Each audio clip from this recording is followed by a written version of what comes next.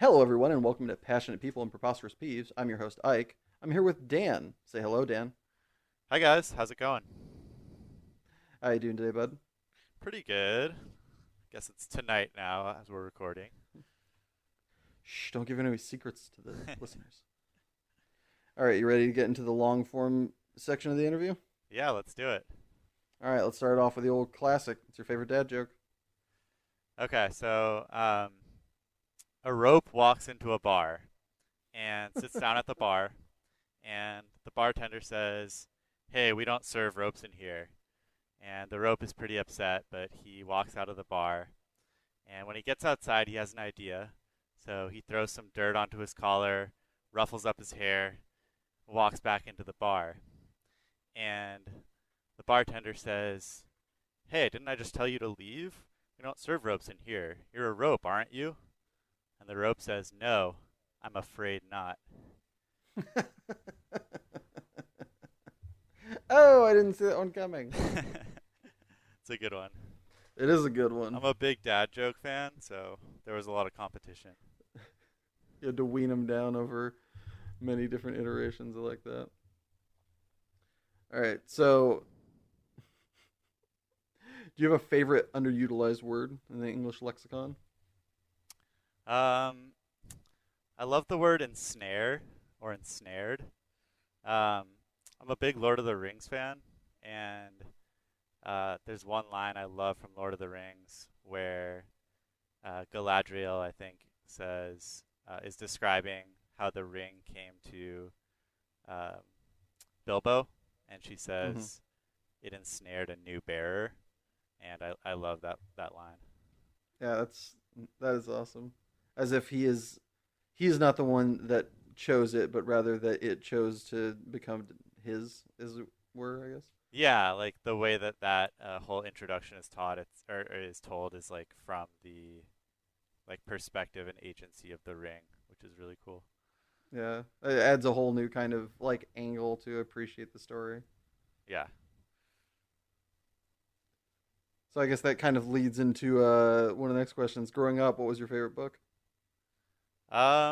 Lord of the Rings was definitely up there, but I would have to say the Pendragon series was probably my favorite series of books. I loved fantasy books in general, and Pendragon was a series where basically, like the protagonist was like a teenage kid on Earth, and he like discovered that he had the ability to travel between worlds, and he would like travel to these different worlds as they were like reaching a breaking point, and that was like each book.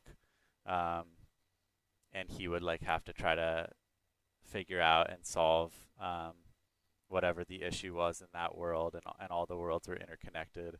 So I really enjoyed that series as a kid. Yeah, that sounds freaking rad. Yeah, you should check it out. I don't know how well they've held up.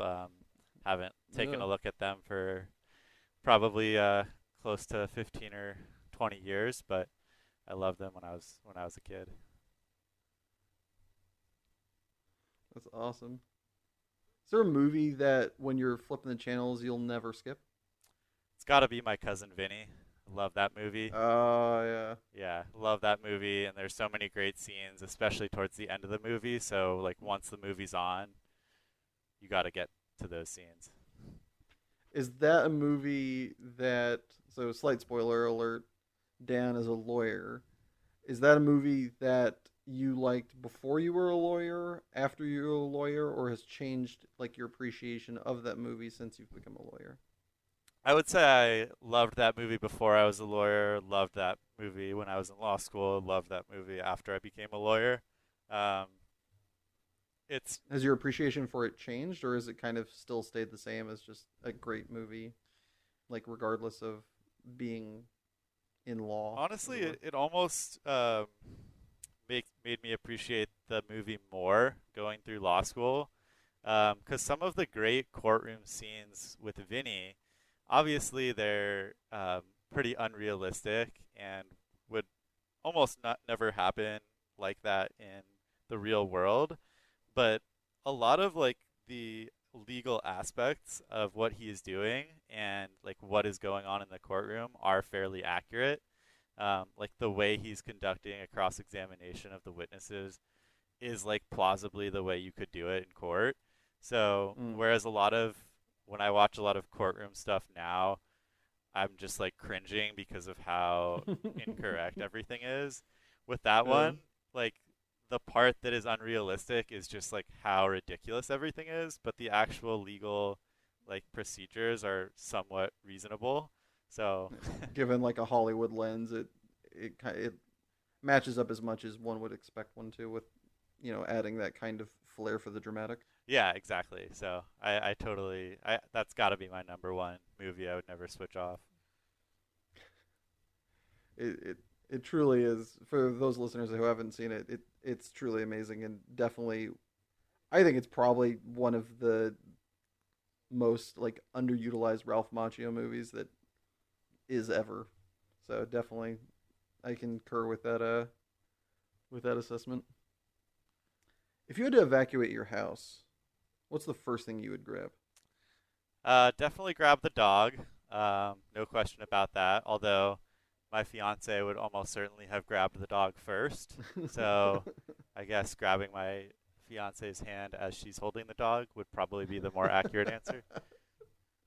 It's a very smart answer.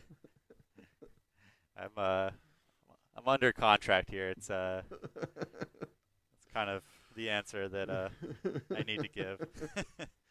She may listen to the podcast, so I've been told by legal counsel that this is my answer, and I'm sticking to it. exactly. Is there a best piece of advice that you've gotten over the years that sticks with you, that you still kind of reflect on from time to time? Um, let's see. I would say probably a piece of advice that um, my dad used to give us as kids.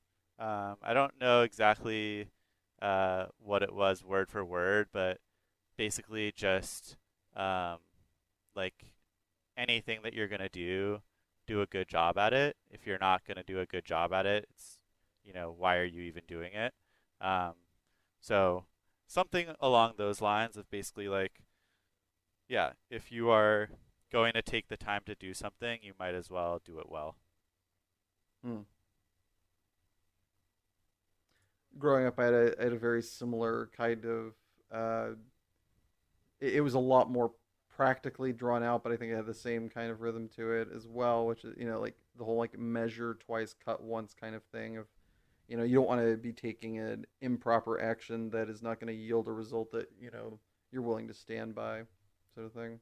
Yeah, So totally, yeah. that's another way of putting it, or a Yeah. slightly different take, but Yeah. good as well. It's kind of like the golden rule of dadisms, right? Like it comes in many different flavors across the cultures, but it equals the same thing of don't screw up. Pretty much, yep. Is there a favorite anecdote from your life that you like to tell, given the appropriate circumstance? Yeah, so there's a story that I love to tell, partially just for people who know me because it kind of seems so out of character for me. And it is when I was a lifeguard back in high school, and I was like probably 15 or 16 at the time. I guess I was probably 16. Um, and I was very mild mannered, pretty shy, just generally. And also, like as a lifeguard, I would enforce the rules. I would yell at kids to stop running. Um, but I wasn't like a super aggressive lifeguard either. Mm. There was one situation that came up. There was a water aerobics class that went from like 6:30 to 7:30 p.m. Monday, Wednesdays, and Fridays, and it was a bunch of like 60 to 70-year-old women who would just like come in and kind of like float around in the pool and like socialize for an hour, and Yeah. they would spend like the last 20 minutes or so of their class just like hanging out in the hot tub of the pool, and like they would turn on the jets, they would just like have a good time in the hot tub.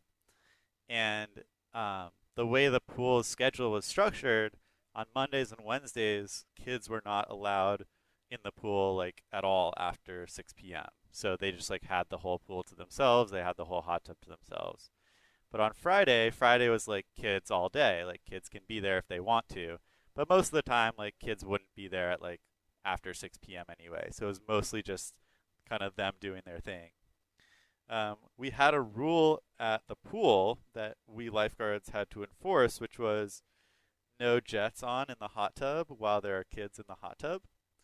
And the reason for that was like as a lifeguard, you can't see under the water when the jets are on, so you can't see if a Oh, kid okay. has just like gone under and is drowning.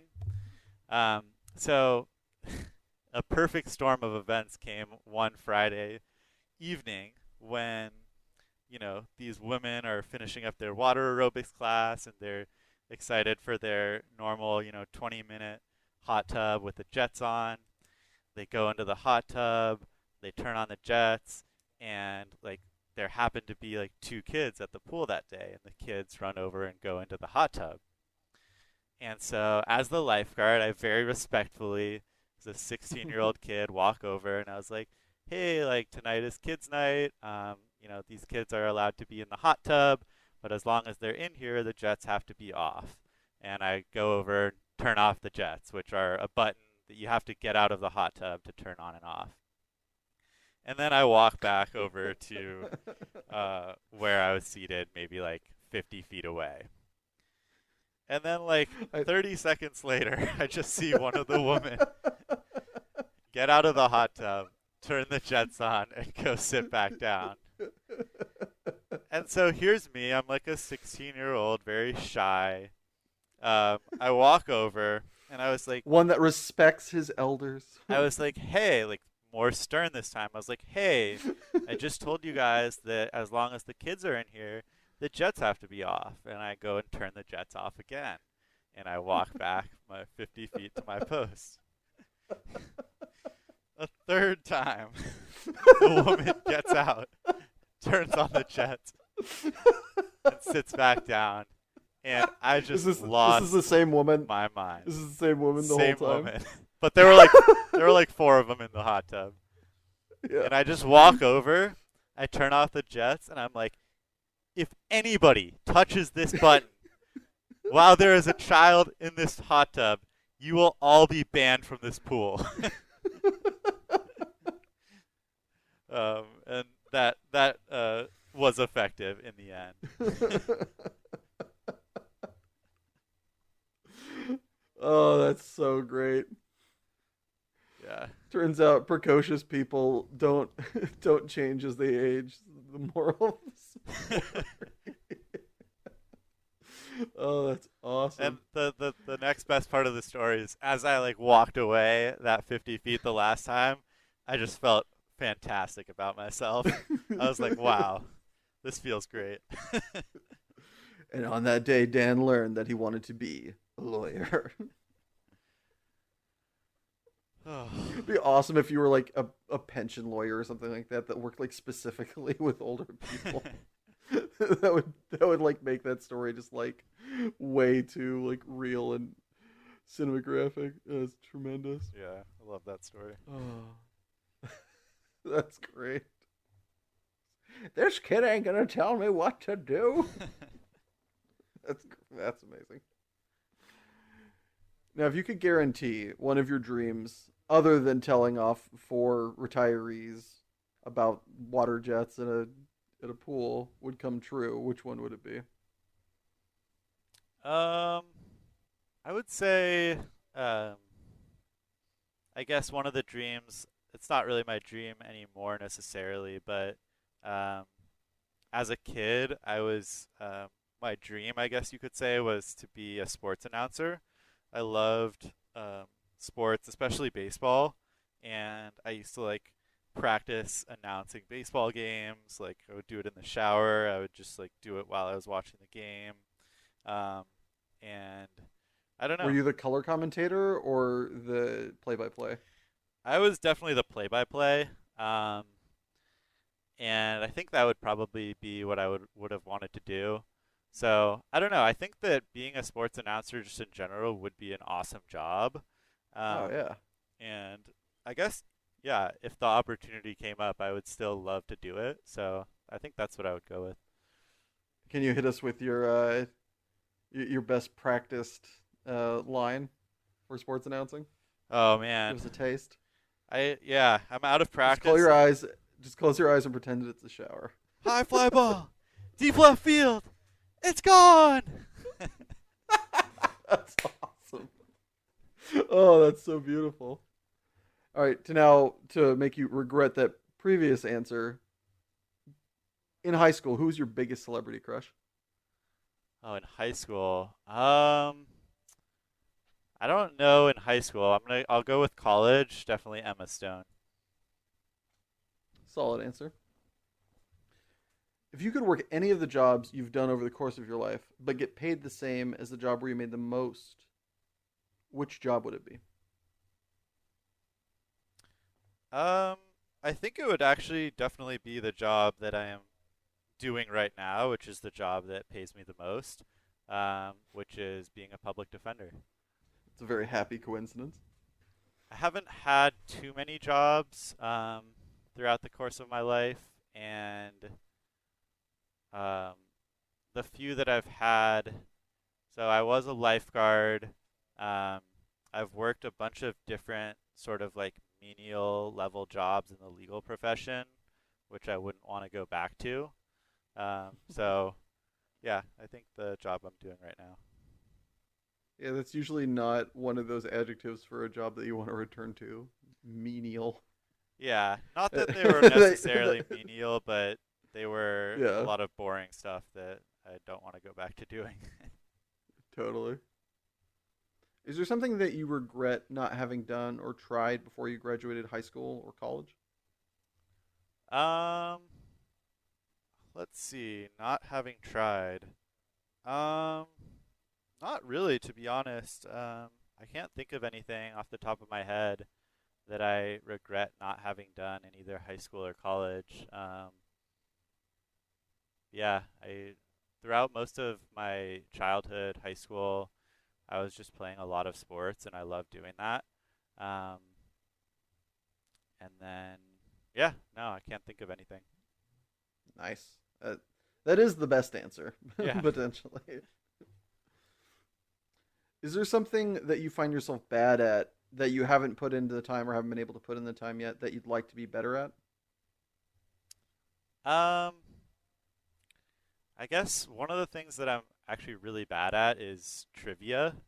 Um, and I wouldn't hate being better at it. It's kind of a hard thing to practice because it's like just general No, you just knowledge. gotta get a Snapple subscription and lock that talent in. That's true. Yeah. I feel like I like the way my mind works, I like get really into certain things and get really good at them, but I don't have a very broad base of knowledge. Um, but I don't really like do that much to try to fix that either. So on the flip side of that coin, is there something that you're terrible at that you have no intention of improving at, and you're fine with your either mediocrity or below, average skill level or adequacy? Yeah, I would say like decoration and or fashion, and the big problem for me at this stage in my life is that my fiance is very into those things, and um, now that she is living in the same apartment as me, and making all of the decoration and fashion decisions for us and for me, I have very little incentive to get any better at those things. I mean, it sounds like you solved the problem that you didn't want to solve Yeah, by not solving it by having somebody else in your life who is just better at those things. That sounds like very, very good critical thinking. it's not as if before I met her I was doing anything to try to improve those anyway. So Stripes and plaid, let's do it. What's the most bizarre fact that you know to be true? Speaking of trivia. um, so this is a good one. I learned this from a podcast recently. Octopuses have um, you could describe it as nine brains, um, and basically each of their arms has like a different neural network.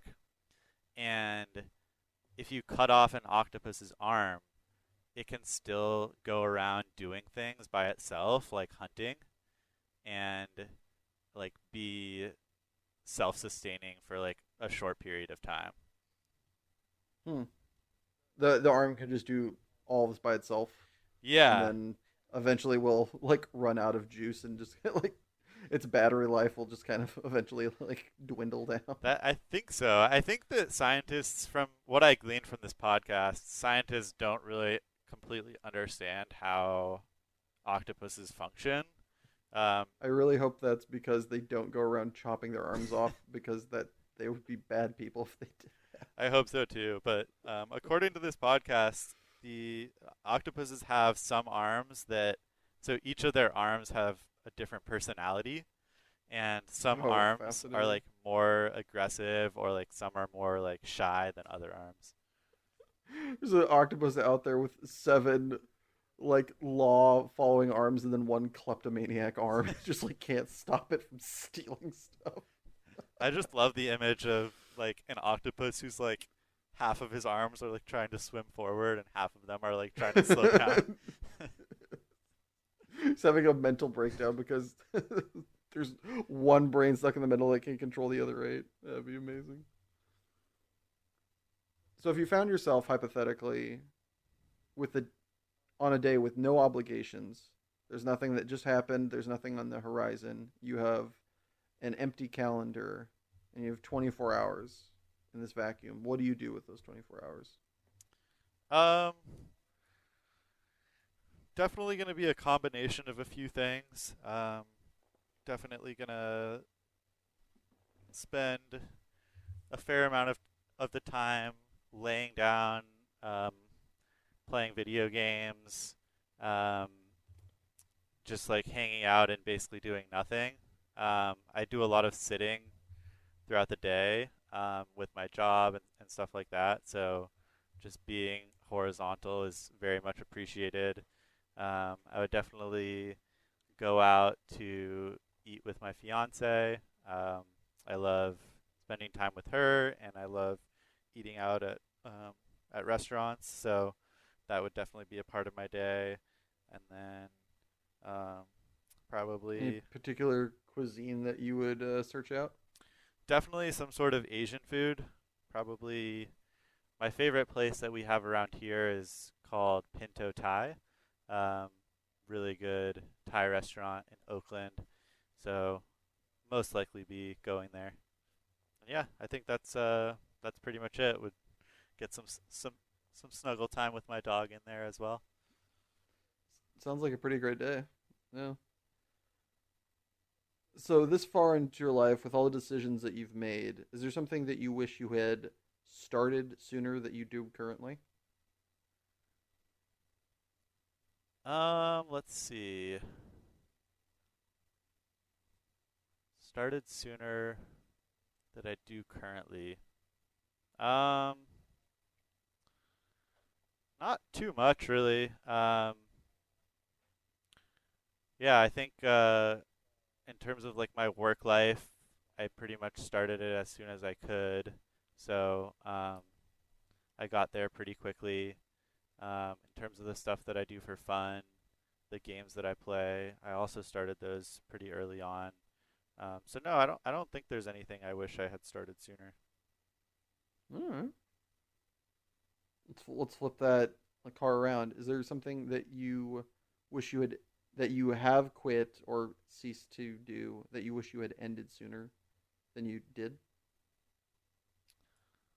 Let's see.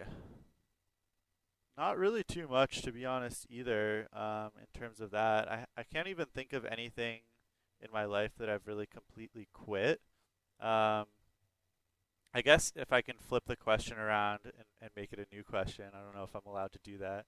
Um, You can try. into something that I don't do anymore that I wish I did more was um, like playing different sports. Basically, I do a lot of running now, but I don't really play any skill sports anymore. And I kind of wish that I hadn't quit doing that. It's just kind of something that happened over time and with age, but um, I would like to get back into that. What is it about team sports that you miss doing? I think just like thinking back to my childhood, playing soccer, playing baseball, um, playing basketball were just a ton of fun. It was just like really fun to be out um, doing those sports, like scoring goals, you know, getting hits in baseball, whatever it may be. Um, that was just like exhilarating for me, and I loved practicing the sports too. Um, Now I run, which is mostly something I just do for exercise. It's not really that much fun to like go for a run. You know, you do feel good at the end of a run, but it's not really the same as like when you're just like in the middle of a sport, just like loving it. Yeah, So it's a running's a chore, whereas soccer is an activity that you're the whole entire time you're just kind of riding high on, or whichever sport you want to be playing. right. So if you could go back in time and tell yourself one sentence other than or maybe this is the sentence you want to tell yourself, like keep playing team sports. But if you could go back in time and tell yourself one sentence, what would it be? And importantly, when would it be? I think it would just be like be proud of who you are and what you love to do. And I would probably tell myself that like in high school. Um, One thing in particular I think that would help me with is um, like I play Magic the Gathering. We play a lot together, and like when I was like in high school and college, starting to play more um, and like play more competitively, I definitely felt like awkward talking about it with other people, just because it felt like something that was not um, like it was a nerdy thing that wasn't like cool to do, um, and um, that like caused me a lot of anxiety. I think throughout the course of like high school and college, whereas now I'm just like, yeah, I'm proud that um, you know I love doing that, and I'm happy to share that with other people, and that's just made me a lot happier overall. Yeah, absolutely. That's definitely one of those things. Is you know, as you said, we've played together. That's one of those things that growing up, looking back, I wish I told myself to just like let people think whatever they want. Just don't try to hide what you love. Totally. Yeah. So closing out our first segment, if you could tell the listeners at home to listen to one song, which song would it be? I'm gonna go with Mientes by Camila. Um, it's a Latin American band. They're actually very popular. Their songs are in Spanish, and I think I initially listened to their songs or got into their music just because I was trying to learn Spanish. And one of the ways I was doing that was just listening to songs in Spanish. And they have a couple of great songs that I love and recently have been listening to a lot as well. So, Mientes by Camila. Fantastic. All right, we're gonna throw it to our first commercial break. So go listen to Mientes by Camila, or listen to a commercial and then listen to that song later. Either way, we'll be back right after this. Do you ever find yourself doing a mundane activity with nothing to keep you from gouging your eyes out or sticking a pencil through one ear and out the other? Uh-huh. Well, then perhaps I could introduce you to music. Music comes in a variety of different types, flavors, and colors. Theorists say that it's the best thing to introduce to your life since food. So go out and get some and make your life just a little bit more bearable. And we're back. So, Dan, what is your passion? So, my passion is, I guess you could say, helping people understand or learn things. Teaching would be another way to put that. Um, I'm not a teacher myself in my profession, but um, basically everything that I've done throughout my life has involved teaching or helping others to understand things in some way, and it's something that definitely makes me happy and I'm passionate about. When did you start noticing that you were kind of that was something that you were into? Is there a time in your life where you really started to like it started to kind of blossom or show itself that that was something that you were like about? You know, like high school or earlier than that or later than that? Yeah, I think even earlier than that, I remember back to like even in elementary school when um, we would have like a math worksheet with multiplication or subtraction or whatever on it, and I would like finish the worksheet first and then like go around the class helping other kids in my class. And this is probably when I'm in like second or third grade, like with their like math worksheets. So it goes back pretty far. Um, One of the things that sticks out to me is like when I was in high school, I sat next to this kid in I think I think it was in AP statistics, and he was, not the brightest um, math student. Math was not his strong suit, and um, I would basically spend like an hour to 2 hours on the phone with him every night. And he would call me at like 6 or 7 p.m. and be like, "Hey, Dan, like, I've got a question on this math homework. Like, can you help me with it?" And I would just like sit there on the phone with him and essentially like go through step by step and like do all of the math homework that we both had to do, like on the phone with him together, like helping him through it step by step.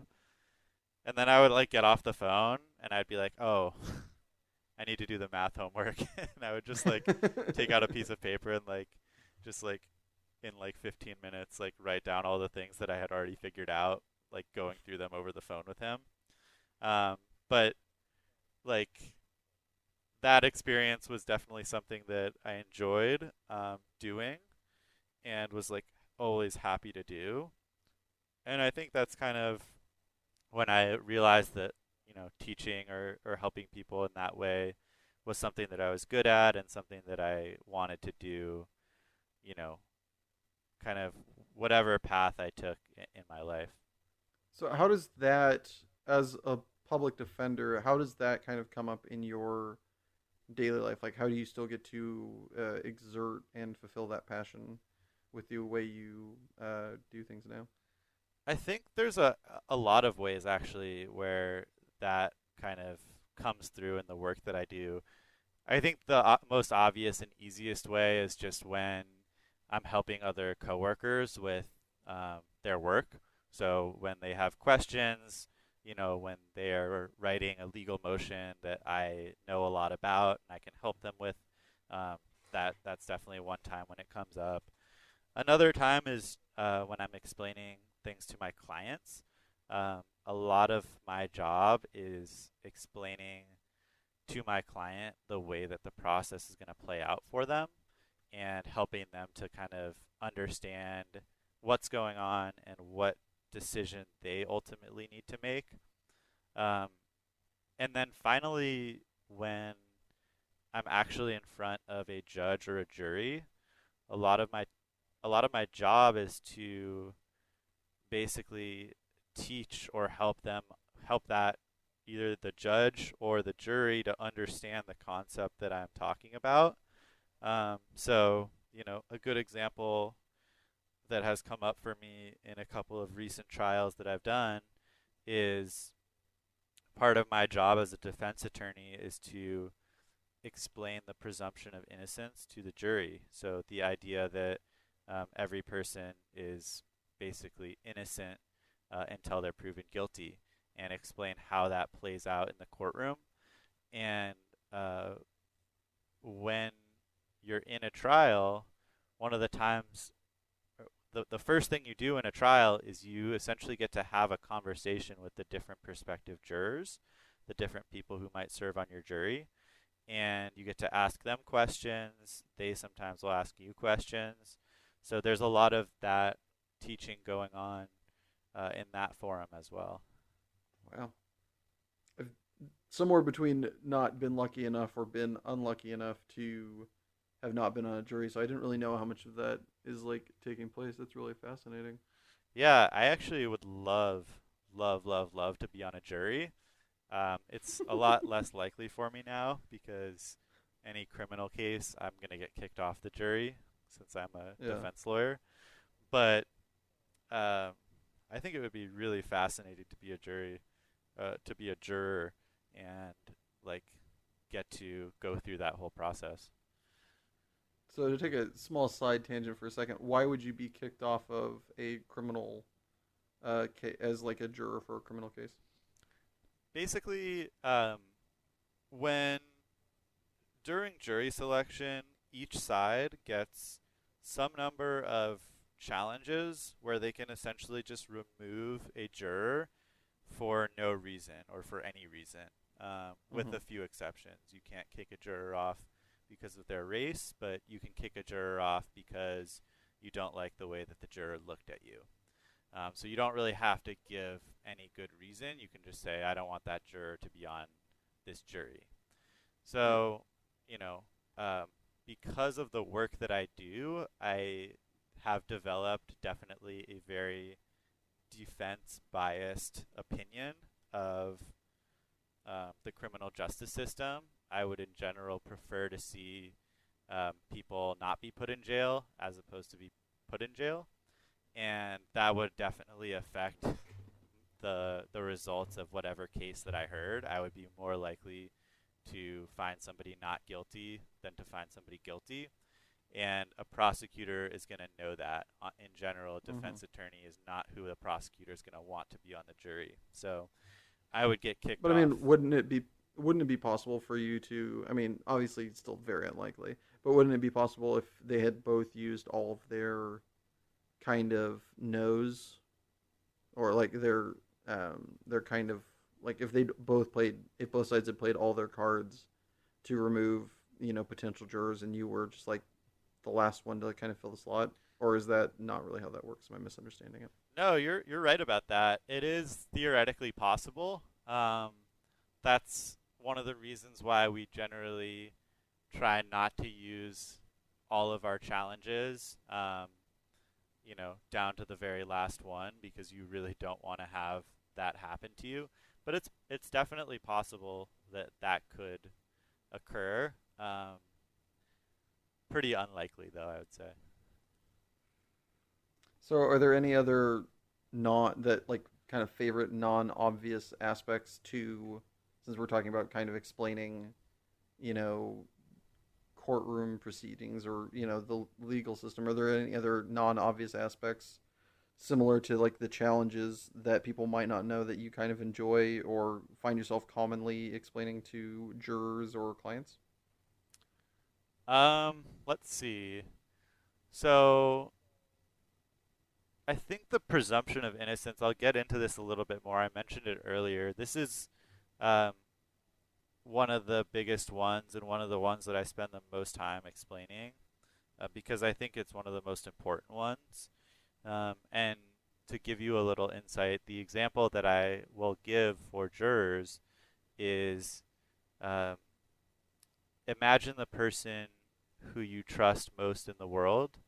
Um, for me, that's my mom, somebody who you basically know is law abiding, is kind, respectful. And imagine that you get a phone call from the police saying that this person has been arrested and accused of a serious crime. And I'll ask jurors, what would be your first thought when you got that phone call? And most people will say, if I got that phone call, I would say, there's no way that person did that. I know that person. I know they would not do that. Um, and you're really going to have to do a lot of work to convince me otherwise. And that reaction that most people have to that example is the exact reaction that the law requires you to have for every single person who's being accused of a crime if you're a juror in that case. You basically are being required by the Constitution to presume or believe that the person who's charged is innocent, even if you don't know them. And Mm. it's going to have to take a lot of evidence to overcome that presumption. Um, and so it's a concept that's really difficult for a lot of people to wrap their heads around because they're walking into a courtroom looking at this person who's sitting, being accused of a crime, and most people naturally their first thought's not going to be, oh, there must have been a mistake. There's no way that person did it. Most people's Mm-hmm. first thought is going to be, yeah, I mean, I don't know what happened, but like that person's sitting there, like they're being accused. There's probably something happened. Um, Yeah. so just like trying to hammer into the jury's minds that we need to operate in this process the way you would operate if that person sitting there was your mom or your grandma, and that's the level of presumption that you need to be giving to that person. Wow, that is a very fascinating. I mean, it makes sense now that you've explained it. But yeah, that's a really fascinating way of looking at it. I've you've heard that the phrase "innocent until proven guilty" a million times, but to like truly kind of gestate and understand it in those terms, it definitely puts a different wrinkle on like those kind of situations and circumstances. Yeah, no, There's it's go wait ahead. when you were saying it about like the way oh he's there, there's a decent chance he did it. That isn't like as a juror that's not the way you're supposed to approach it. I'd never thought of it like that. That is really cool. Yeah, and um, it's definitely difficult explaining a lot of concepts to jurors because a lot of what the Constitution requires from them is things that they would not or that nobody would do normally, right? Mm-hmm. Normally, you don't, except if it's, your mom or your loved one, normally you don't presume like what happened before hearing, you know, the story or hearing from both sides. So Mm-hmm. it's something that you have to do that's difficult and it's different from what you kind of need to do or kind of what you just do on a daily basis, like when you're making decisions in your life. Yeah. So, what do you think the hardest thing that you've ever had to, explain and kind of help somebody understand has been? Was it, math when you were in, high school in the AP statistics class? Is there a particular case, that you can talk about potentially where somebody like wasn't getting something or, there were some jurors that were being particularly pig-headed? What is there anything that stands out for you? Yeah, actually, there is one thing that stands out to me, and this was when I lived in Boulder, Colorado for a summer, and during that summer, I was just doing some volunteer teaching and tutoring.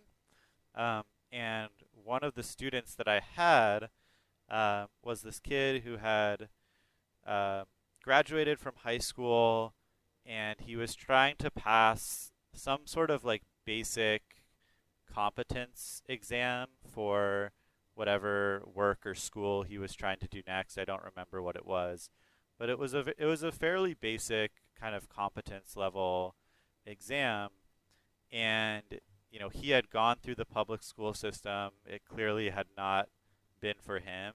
Um, he was at a very low level in a lot of disciplines. And so what I was trying to do with him was basically just work on some pretty basic stuff to get him to the level where he could pass this exam.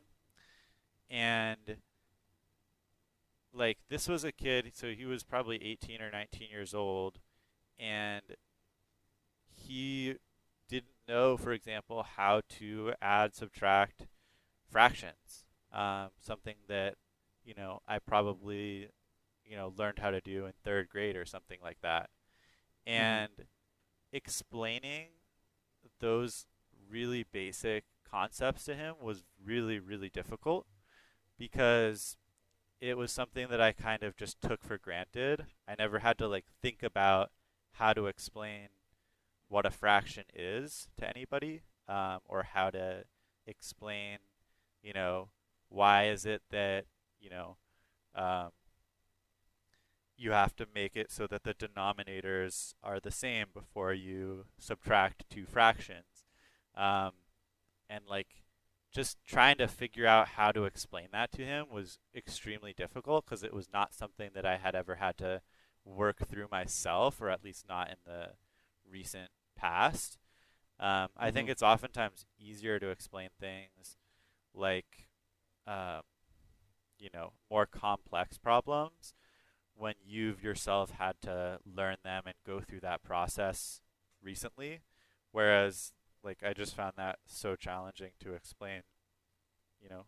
uh, Explaining something that came to you intuitively or so long ago that you're like not used to it, that it's kind of like explaining to somebody how to like tie their shoes if you like if you don't have if you haven't like explained it to like a kid or something like that. It's just like that might not be the best example because everybody's got like the whole like rudimentary like two loops and then you do this, but like that kind of thing where you're just so used to doing it that, or maybe like hopping or something like that, or like skipping, I think or it's just like something that you're doing it like without thought, and it's kind of just like you've done it for so long that it just comes to you almost naturally. I think the shoe tying example is actually a pretty good one because I think the analogy there would be if you tell somebody, two loops and a knot, and then they're just looking at you blank faced, and you have to go like one step further. Um, that's kind of the example, like with the fractions that I was doing with this kid, was like, obviously I started and was like, okay, you need to convert, 1/4 into eighths so that you can add it with this other like 3/8 fraction. And I just like Mm-hmm. got a blank stare. And so it was like, okay, that's not good enough. I need to think about another way to explain this so that, he'll be able to understand the next time what it is that he needs to do. Yeah, that's awesome. But you were able to help him understand. Yeah, I mean, I don't remember exactly what I did, but I know a lot of it would be things like, you know, there are 8 people in this group, and 3 of them have an apple, and like trying to make it into a real world example that Yeah. he could actually grasp, and then trying to convert that back into, okay, here's how the numbers, match on to that reality. I've heard from listening to like TED Talks or talking to other teachers, especially at like a kind of lower level, that they found similar things. Like when you make it relatable for the person and they can kind of integrate it into a way that they can understand and potentially use it, then like the likelihood that they'll retain it and want to learn it and be able to understand it like just like skyrockets. That's why I think like a lot of when teaching math or like fractions or something like that, at like the like initial basic stage is like I think change is predominantly used because it's like it's money. Kids generally speaking at a young age don't have any, and so like just using change or like the idea of money to them, like of like a tangible amount, like not millions of dollars, but change that they could buy a soda with or whatever. Back when we were growing up, it's like, all right, like you have their attention, and it's something that they can understand that they've used before, and then like you can like kind of extrapolate from there, and Definitely. it has like a landing pad Yeah, for the definitely. information. All right, to go from one foot to the other of the passion. Now, what is your preposterous peeve? Umbrellas. I hate umbrellas. I, I think we're gonna need a little bit more So, of an explanation there, Teach. um, out of out of principle, I do not use umbrellas. And the reason for this, I think this mostly started in college. Um, I lived in Boston, and anytime it rained, um, like everybody would have an umbrella out, and the streets there are pretty narrow. Like the sidewalks are pretty narrow, and on top of that, I'm a very fast walker, or at least, especially back then, I was whenever I had somewhere to be. and I So did. you just outwalk the water. So not necessarily. I would usually like put up like have like a rain jacket on and put up a hood, and usually that kept me pretty reasonably dry. Um, Mm.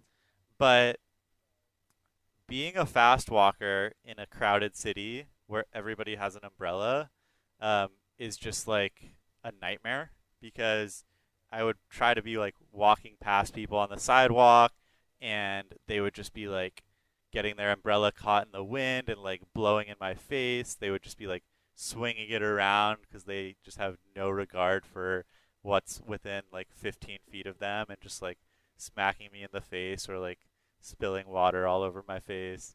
Um, if anything ever goes wrong with an umbrella, it's game over. Like if it gets flipped inside out, um, like there's just so many things that can happen that are disastrous, especially for um, like somebody who's just like trying to walk past a person with an umbrella that I experienced too many times. So even now when I don't live in a crowd like too crowded of a place and people don't always have umbrellas, I just don't use them out of principle. I mean, the easy fix for this is just walk slower. It sounds like you're the problem, and umbrellas are just an innocent bystander. I think walking fast was part of the problem because I would be passing more people and giving myself more chance to be attacked by an umbrella. But even if you're just walking normally, you're still gonna just get slammed in the face by an umbrella, especially if it's You windy. just be walking along innocently, and then bam, umbrella. An You umbrella didn't have a chance, kid. umbrellas often ensnare new victims. So Coming full circle. All right, with those delicious giggles, I'm going to send you, the listener at home, to our second commercial break. Please return afterwards for the ever exciting lightning round. See you guys when you come back. Having trouble staying awake? Oh, yeah. Wish you'd followed your dream so you had the give a crap necessary to meet your deadlines? Oh, definitely. Are you likely to be fired the second another warm body walks through that door and asks your boss for an application? Probably. Would you prefer to keep this shit sack of a job instead of explaining to Susan that you've been fired? I mean, I guess. Well, then let me introduce you to caffeine. Caffeine is a highly addictive substance that'll keep you jittery and energized to do any fucking stupid task for hours. Uh, that sounds like drugs. It is! Aren't drugs illegal? Not this one. So next time you feel like sitting on the sidewalk instead of at your desk, reach for a caffeine. Wait, you didn't tell me where I can buy it. 'Cause it's mother loving everywhere, you blind Neanderthal. And we're back. Thank you very much for sticking around and slogging through that delightful commercial break. So, Dan, are you ready for the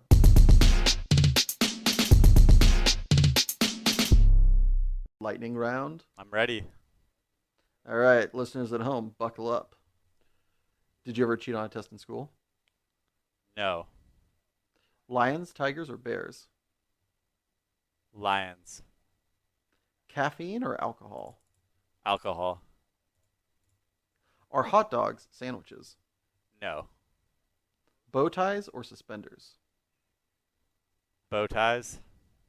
Give up sight or two other senses? Probably two other senses. Is there a god? No. Neapolitan or Spumoni? Neapolitan. Are we alone in the universe? No. Pineapple on pizza or fist fight? Fist fight. Have you ever paid more for a meal than you made in a week? No. If you had the power to see the future but couldn't change it, would you use it? No. Red or blue? Blue. Is there a price for you to give up your passion forever? In terms of money, probably no. Shakira's voice in Danny DeVito's body or Danny DeVito's voice in Shakira's body? Danny DeVito's voice in Shakira's body. Wine or beer? Wine. Over or under?